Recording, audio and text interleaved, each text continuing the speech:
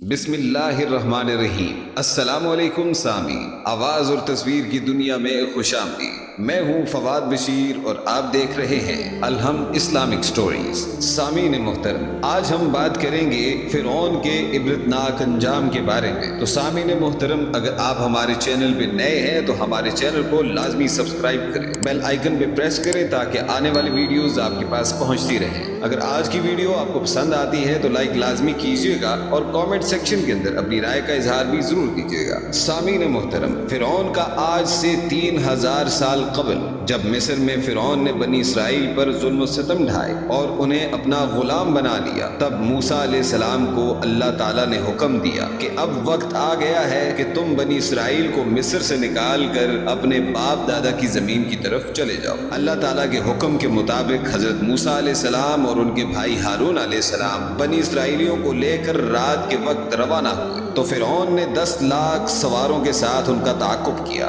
اور حضرت موسیٰ علیہ السلام کے ہمراہیوں کی تعداد تقریباً 6,20,000 تھی۔ بس حضرت موسیٰ علیہ السلام ان کو لے کر پانی کے کنارے پہنچے۔ جب پلٹ کر دیکھا تو فرعون کے گھوڑوں کا غبار ہی نظر آ رہا تھا۔ بنی اسرائیل حضرت موسیٰ علیہ السلام سے کہنے لگے کہ اے موسیٰ، تیرے آنے سے پہلے بھی ہم مصائب میں مبتلا رہے اور تیرے آ جانے کے بعد بھی معاملہ وہی ہے، سامنے پانی ہے اور پیچھے فرعون ہے۔ حضرت موسیٰ علیہ السلام نے ان سے کہا کہ مجھے امید ہے کہ خدا تمہارے دشمن کو ہلاک کر دے گا اور تم کو زمین کی حکومت عطا کرے گا۔ حضرت یوشع بن نون نے عرض کیا کہ اب کیا حکم ہے؟ تو حضرت موسیٰ علیہ السلام نے فرمایا کہ مجھے حکم ہوا ہے کہ پانی پر عصا مار، اور خدا نے دریا کو وحی کی تھی کہ وہ موسیٰ علیہ السلام کے عصا مارنے سے اس کی اطاعت کرے۔ بس حضرت موسیٰ علیہ السلام نے جب پانی پر اپنا عصا مارا تو اس میں سے 12 راستے بن گئے، جس میں بنی اسرائیل کے ہر قبیلے کے لیے الگ راستے تھے۔ بس وہ کہنے لگے کہ ابھی راستوں میں کیچڑ ہے، ہم ایسے راستے پر نہیں چل سکے۔ بس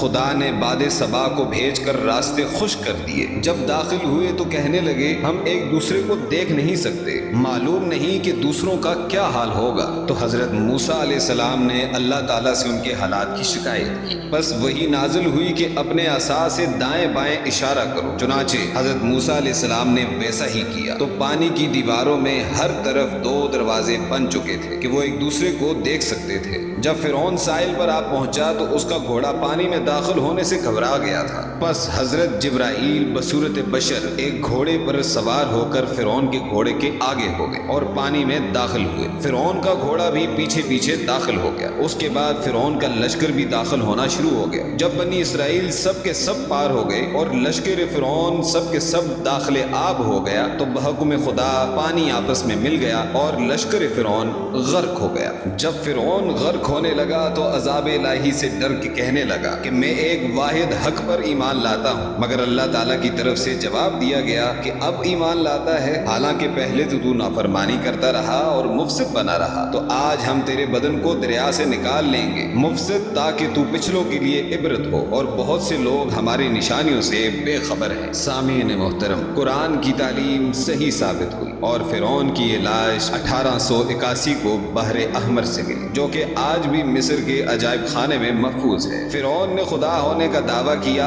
اور اللہ نے اسے غرق کر کے اس کی لاش کو نشان عبرت بنا دیا۔ فرعون کی لاش کی لمبائی 202 سینٹی میٹر ہے۔ 3116 سال سمندر میں پڑے رہنے کے باوجود بھی یہ گلنے سڑنے سے محفوظ نہیں۔ یہ واقعہ اس بات کا ثبوت ہے کہ قرآن مجید ایک الہامی کتاب ہے۔ سبحان اللہ۔ فرعون کے حقیقی نام کے بارے میں کوئی مضبوط سند تو موجود نہیں، جس کی وجہ سے بعض اہل علم کا ماننا یہ ہے کہ فرعون ہی اس کا حقیقی نام ہے، جبکہ دیگر اہل علم کی رائے یہ ہے کہ اس زمانہ میں فرعون ایک لقب تھا جو قوم عمالقہ کے ہر بادشاہ کو دیا جاتا تھا۔ اس حساب سے فرعون کا حقیقی نام ولید بن مصب بن ریان تھا، جبکہ بعض اہل علم کی کتابوں میں فرعون کو قابوس نام بھی دیا گیا ہے۔ آج کے لیے بس اتنا ہی، جلد حاضر ہوں گے ایک نئی ویڈیو کے ساتھ۔ مزید تاریخی اور اسلامی ویڈیوز دیکھنے کے لیے ہمارے چینل کو لازمی سبسکرائب کریں، بیل آئیکن پہ پریس کریں تاکہ آنے والی ویڈیوز آپ کے پاس پہنچتی رہیں۔ شکریہ۔